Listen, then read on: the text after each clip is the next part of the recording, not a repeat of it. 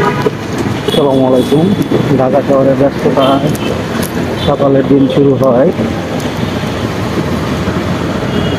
আর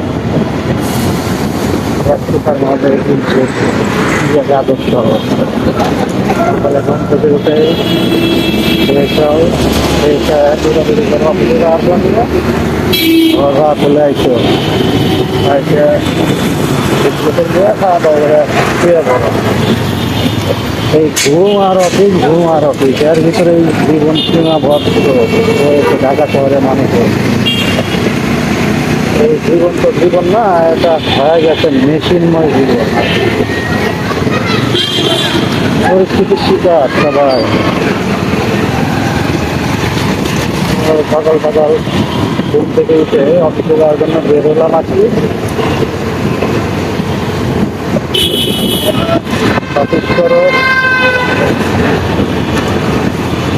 বিকেলে শেষ করে অফিসে বাসায় আসে, এই তো জীবন। আল্লাহ, কি পাপ করে আইছিলাম আল্লাহ।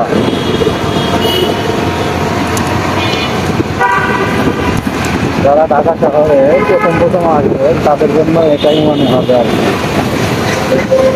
কারণ ঢাকা শহর একজন লোকাল শহরে বসবাস করা মানুষের জন্য প্রথম আসা টিকে থাকা খুব চাপ।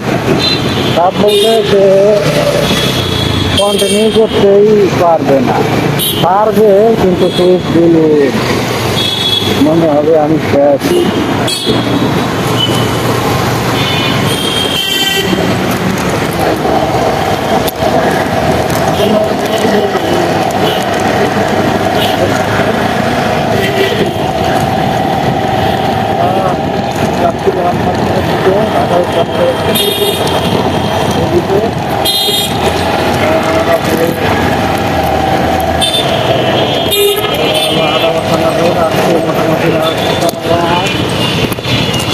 থাকা থাকা আমাদের রাস্তাতে পাইনি, আজকে যে পরিমাণ টাকা পাচ্ছি আর কি।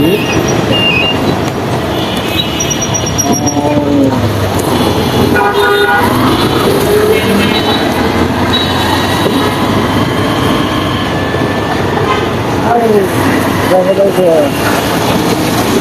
বাইক থাকলে সময় লাগে না। ঢাকা শহরে বাইক থাকলে আমাদের নিজের স্বাধীনতা আছে। নিজের স্বাধীনতার মতো চলাচল করতে গেলে বাইক ছাড়া পসিবল না ঢাকা শহরে লাইফ লিড করার জন্য।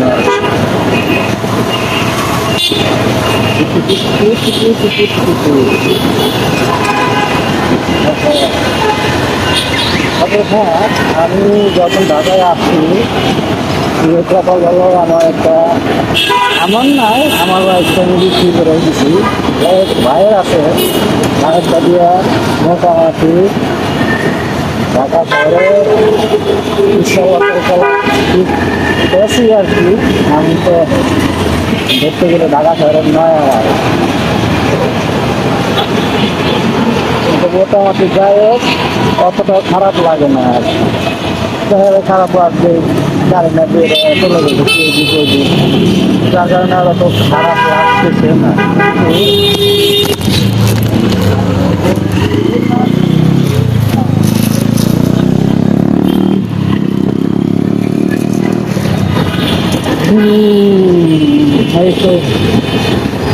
মন খারাপ লাগলে আমি গাড়ি না বের হয়ে গেছি, যাই আজকে দিকে যাই, কালকে দিকে যাই,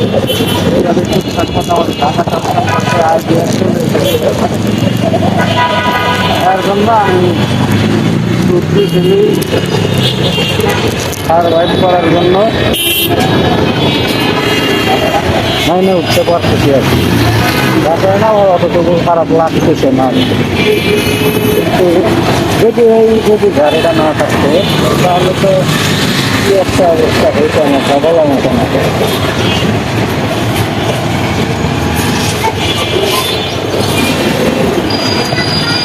কারণ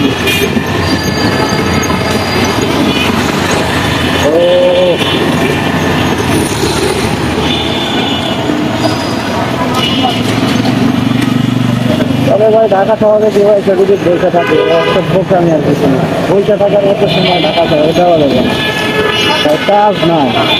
ঠিক আছে, লোক ছাড়া এখন কোনো জায়গায় হয় না, এটাও মানিনি, কারণ আমি তো দিন আমি খুব ভালোভাবে ই করছি, কিন্তু ভাই আপনাকে চেষ্টা করতে হবে। চেষ্টা না করলে ভাই আপনি কোনো কিছু পাবেন না। আপনি পুরানো তুলে না,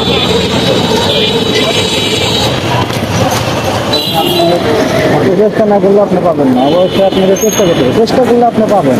আপনার আমি জব দুইটা চাললাম, একটা চাললাম আর একটা কোম্পানি করতেছি আর কি, একসাথে জয়েন দিচ্ছি আমি। ওইখানে তোমার পরিচিত কেউ ছিল না আর কি, দুইটাই তো আমি তো করছি, দুইটা আমাকে চেষ্টা করতে হয়েছে। এখন অবশ্যই আমি একটা বেটার যেখানে পাবো আমি ওইখানে মুভ করবো, কিন্তু বসে থাকার তো সময় নাই, বসে থাকার তো সময় নষ্ট করে লাভ নাই। বসে থাকলে মনে করেন খালি চেষ্টা ভেঙে ভেঙে খাওয়া লাগবে, তাছাড়া আর কোনো আসছে না। বাড়ির থেকেও না খাওয়াবে না, নিজেকে ভেঙে খাওয়া লাগবে। আর আপনি যদি যে কোনো কর্মের উপরে থাকেন তাহলে মনে করেন এতটা খারাপ লাগবে না। যদি কর্ম খারাপ থাকেন তো আপনার জীবন যাইতেই যাবে না, দিয়ে যাবে। আর সবচেয়ে বড় কথা ফোনের উপরে আঘাত হবে। যে ফোনটা 5-10 দিন চলতো, 5-10 দিন 4-5 বছর চলতো, ওই ফোনটা 2 বছরে চালায় কাজ করার কোনো দরকার নেই। জব করেন, জবের প্রতি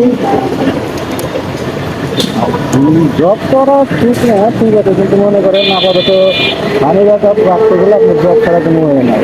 জব করার পরে কিছু টাকা ক্যাশ করলেন, ক্যাশ করার পরে আপনি যে কোনো জায়গায় মুভ করেন বা আপনি যে কোনো ছোটোখাটো একটা বিজনেস দাঁড় করেন, কিন্তু বিজনেসটা দাঁড় করাতে গেলে তো ন্যূনতম কিছু একটা অ্যামাউন্ট লাগবে। এই অ্যামাউন্টের জন্য আপাতত আপনাকে ঢাকা শহরে সার্ভাইভ করার জন্য আপনার নিজের ক্যাশ না ভেঙে আপনি আরেকজনের শরণাপন্ন বা জবে শরণাপন্ন হলে আপনার ঢাকা শহর সম্পর্কে একটা আইডিয়া চলে আসবে। প্লাস আপনি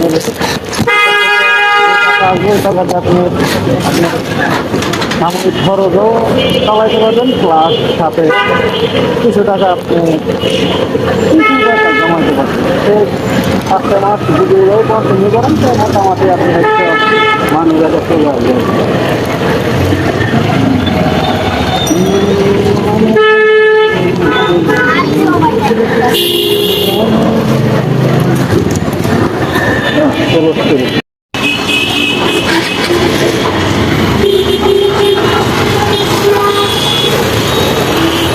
ঢাকা শহরের জীবন যান্ত্রিক জীবন, একদম জীবন। ঢাকা শহরের জীবন মানেই আপনার জীবন মেশিনময়, এছাড়া আমি আর কোনো রাস্তা দেখি না। কারণ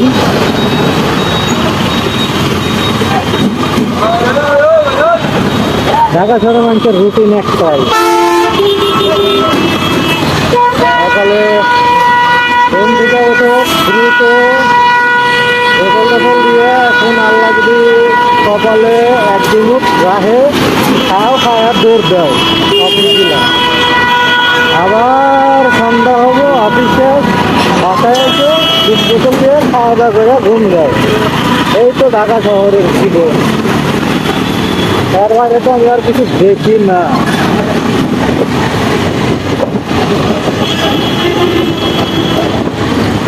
ঢাকা শহরের জীবন আল্লাহ। তবে একটা জিনিস কি, যারা নর্মালি গ্রামে বসবাস করে আর লোকাল শহরে বসবাস করে, তারা যদি ঢাকা শহরে আসে, সেই ক্ষেত্রে তার ঢাকা শহরে বসবাস করাটা একটু ডিফিকাল্ট হয়ে উঠছে। ডিফিকাল্ট হবে কারণ লোকাল শহরে যেভাবে চলাফেরা করে বা ঘুরে ঘুরে মজা পাওয়া যায়, বা যাই হোক অন্তত পক্ষে এই জ্যামটা থাকে না আর কি, এটার কথাই আমি বলতেছি। কিন্তু ঢাকা শহরে একটা নিজেকে একদম হতাশ, একাকিত্ব বোধ করবে। আর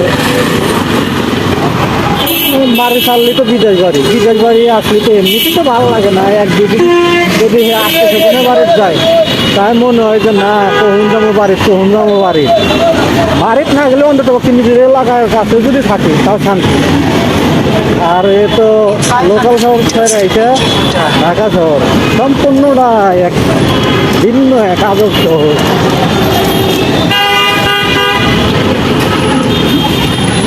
এই শহরেই সবাই এসে বাসস্থান করতেছে, কেউ জীবিকার তাগিদে,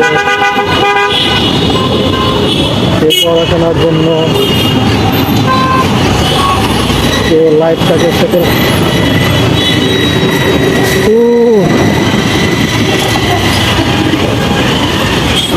আল্লাহ মাফ করো, আর ভালো লাগে না ভাই এই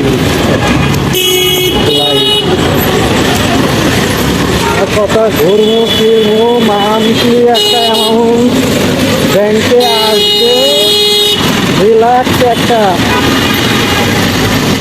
সময় পার করবো, আল্লাহর রাস্তায় সময় দেব, সাহায্য সহযোগিতা করবো অসহায় দুস্থ মানুষকে। নিজের জীবন এর বাইরে তো আমার জীবন দেখি না ভাই। এই যে করি লাখ লাখ আলাদা তো কাপড়ের তো কোনো এক্সট্রা কোনো পকেট থাকে না, আলাদা কোনো পকেট নাই যে পকেটের ভিতরে ঢোকায় আমি নিয়ে যাবো কবরের ভিতরে, এই ধরনের তো কোনো লাইন নাই। তারপরে মানুষের চাহিদার শেষ নাই। আল্লাহ, যার একটা বাড়ি আছে সে কয় আমার আরো 2টা বাড়ি লাগবে এই বছরে। না মরা পর্যন্ত মানুষের চাহিদার শেষ নাই। ঠিক আছে সবাই কিসের এত দাম্ভিকতা, কিসের এত বাহাদুরি ভাই? তুমি সরকারি চাকরি করো আর বাহাদুরি করো কয়দিন, নেতাগিরি হরো, নেতাগিরি বাহাদুরি জলযন্ত্র প্রমাণ। দেখো এক সরকার যাচ্ছে, এক সরকার আসছে। এখন তো যে অবস্থা হয়েছে বাংলাদেশের রাজনীতি, গরম আরো করো ছাড়ো, এই তো রাজনীতি, যে যায় এই পা করা যায়।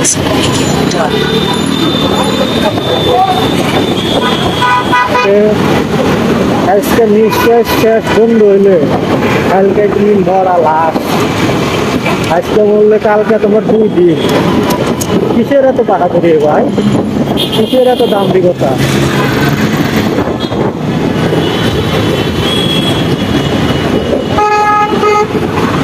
তুমি যে কাজ করো ওই কাজের হিসাব তোমারে দেওয়া লাগবে, আমি যে কাজ করি ওই হিসাব আমারে দেওয়া লাগবে। অর্থাৎ ভাই এই সমস্ত রান্না বান্না বাদ দিয়া আল্লাহ রাস্তায় আইসো, ঠিক আছে দেশ পরিচালনা করা লাগবে, দেশের উন্নতির দরকার আছে, কিন্তু আল্লাহ রাস্তায় আইসা আল্লাহ যেইভাবে বলছে আর কি আমাদের জীবন পরিচালনা করার সহযোগিতা করো, তারা ইসলামিক মাইন্ডে যেহেতু রাষ্ট্রকে সংস্কার করার জন্য চেষ্টা করতে পারে। এখন যে দলই আসুক, যে দলই, আমার কথা জামাত, বিএনপি, আওয়ামী লীগ, এনসিপি বলতে কোনো কথা না, যে দল ইসলামের জন্য কাজ করবো হাত পাখা হোক আর যে দলই হোক, এটা কথা ইসলামের জন্য যে দল কাজ করবে বা রাষ্ট্রের নাগরিকের জন্য ইসলামিক মোতাবেক হোক, সবাই যেন সুস্থ সুন্দরভাবে জীবন পরিচালনা করতে পারে, সে দলই ক্ষমতা আছে, সে দলই দেশ ও রাষ্ট্র দেশের জনগণের মানুষের পরিচালনার দায়ভার নেই, তাতে কোনো আপত্তি নাই। হোক সে জামাত, হোক সে বিএনপি, হোক সে এনসিপি, হোক সে হাত টাকা, হোক সে লাঙ্গল, হোক সে নৌকা, জাবিন প্ল্যাটার, কিন্তু লক্ষ্য একটাই, জনগণের জন্য কল্যাণ নয় হয়, জনগণের উপর যেন আজাদ হয়ে না দাঁড়ায় আর